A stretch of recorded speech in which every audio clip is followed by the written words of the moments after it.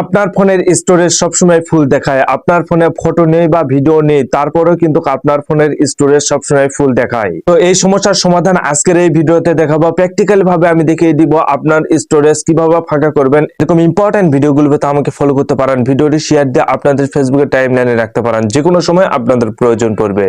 ওকে, আপনার ফোনের স্টোরেজ খালি করার জন্য আপনার ফোনের প্লে স্টোরে আসবেন। এখানে আসার পর প্রোফাইল আইকনে আপনারা ক্লিক করে দিবেন। দেওয়ার পর দেখুন ম্যানেজ অ্যাপস এন্ড ডিভাইস এই অপশনে আপনারা ক্লিক করবেন। ক্লিক করে ম্যানেজ অপশনে আপনারা ক্লিক করে দিবেন। দেখুন নিচে এসে দিস ডিভাইস এই অপশনে আপনারা ক্লিক করবেন। নিচে এসে দেখুন নোট ইনস্টল এই অপশনে আপনারা ক্লিক করবেন। ক্লিক করার পর এখানে কিন্তু আপনারা সকল অ্যাপসগুলো কিন্তু চলে আসবে। দেখুন যে সকল অ্যাপস আপনারা ইনস্টল করে আনইনস্টল করেছেন ওই অ্যাপসগুলো কিন্তু আপনারা এখানে পেয়ে যাবেন।